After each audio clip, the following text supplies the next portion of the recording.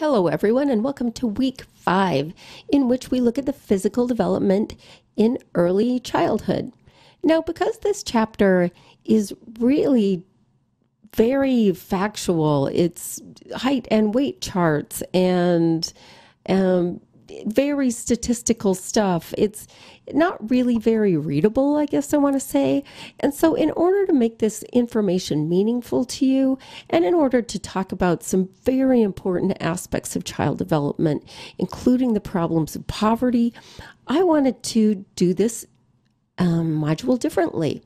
So rather than just read your chapter and try to guess what's in my head on the quiz, I'd rather you played a game first. And I'm going to introduce this as the Build a Baby game. And a quick story behind this: when I taught this class for the first time at Black Hills State University, I asked everyone in class to just build a baby of their choice. And what happened is I ended up with 30 white, they were all male. I think there was one girl child out of 30 kids. And so what I realized is that I'd like to get you out of your comfort zone a little bit and game this out. So what I'm going to have you do is build a baby. You may have to pause this video as I ask you to do different parts of the game.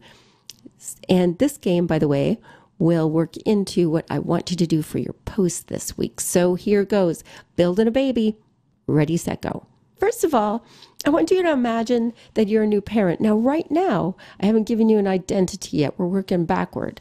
Right now, all you know is that you're about to have a baby. You don't know what race you are, what class you are, but what you're going to find out first is whether or not that baby is a boy or a girl. So I'd like you to pause this video, get a coin or do the virtual coin toss, and quickly flip it. Now, you can't flip twice if you're like, oh, I flipped it and it was tails, but I really want a girl, so I'm going to flip it again. No, you don't. Be honest. Okay, so get out your coin, flip it. Okay, if you have a tails, you have a boy child. Congratulations. If you have heads, you now are the proud owner of a girl child. Hypothetically speaking, write that down. It's going to be important. Let's add some more factors onto the identity of your child. All right, now, I'd like you to flip for ethnicity next. And imagine that you would be the parent of this child. Now, the ways that I've gotten these statistics are the latest statistics out of the Pew Research Center, which shows that right now in the United States, it's a pretty dead even in terms of births. Almost right down the line, 50% white births, 50% other races. So what I'd like you to do is take that coin again and flip it. If you get tails, I'd like you to write down white, because the baby you are going to have is going to be a white child. And for the purposes of this game, let's assume that you are the biological parent. So that would make you white parents.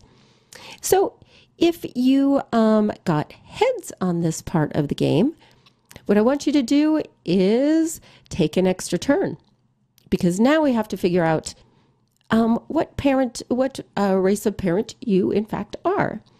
So the way I've gamed this out is that I've got a link to a 10-sided dice, and basically, given the ratios, about 50% of this group is going to be Hispanic. So if you roll a 1 through a 5, please write down Hispanic. That would mean that you are a Hispanic parent. If you roll a 6 through an 8, assume you are a Black parent. If you roll a 9, assume you are an Asian or Pacific Islander parent. You get to decide that. And if you roll a 10, you get to choose between being an Asian or American Indian parent. Now, the reason why that breaks down that way is because the numbers are almost enough for Asians to be both sides of that dice, but not quite. And American Indians are a tiny slice, but I'd really like some of you to pick that if you happen to roll a 10, just to see how the rest of the factors work out as we play the game. So, wait, if you get a 10, you get a pick. If you get a 9, you get a pick. All right, now here's where it gets a little bit more complicated. And white parents, you're back in. So you're going to roll the dice for family income, and the numbers will be different based on current demographics. And current demographics are quite different right now in the United States for whites and Asians and blacks and Hispanics. And I'll show you this quickly why. If you look in your book, even this baby is shocked. You have this, it's a typical social economic scale that shows how many percentages of Americans are in what classes. The problem with this scale is those percentages change depending on race. They're not just like, oh yes, 1% of America is top level execs, and 15% below that are highly educated people making over $100,000. That, while that would be lovely and equitable if that is true, it is not. Something that is more true is that whites and Asians are in a very different scale than Hispanics and blacks in terms of poverty. Now, if you want to, you can pause and really take a look at these charts. But there are big racial gaps in household incomes. So the first chart here looks at income in dollars, and the other one just is showing the percent of the poverty level. Now, education is just one piece of this puzzle, but another piece of it has to do with being able to make investments, being able to buy homes, being able to resell homes. It has a lot to do with being able to invest money and make money at with interest. And if you can't buy a house, you can't get on you lack certain advantages. So without going into a lot of the reasons why we have a wage gap, I'm going to have you trust me that there really, really is a wage gap.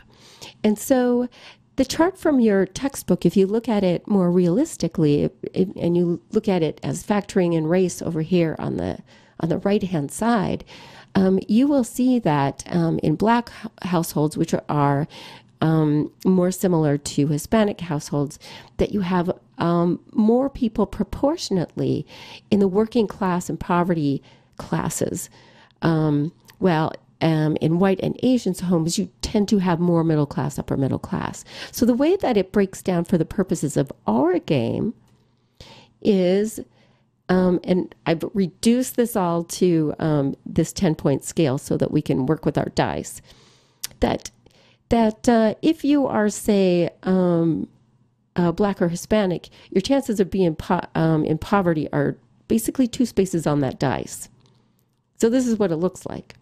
When you roll the 10-sided dice, if you have a black or Hispanic child, meaning that you are now getting to role play being black or Hispanic parents, notice that these are what your numbers mean. If you roll a 1 or a 2, you will be in the poverty area. If you roll a 3, 4, or 5, you'll be in working class. If you roll a 6, 7, 8, 9, you'll be in lower middle class. Now notice that these class levels correspond to the ones in your book.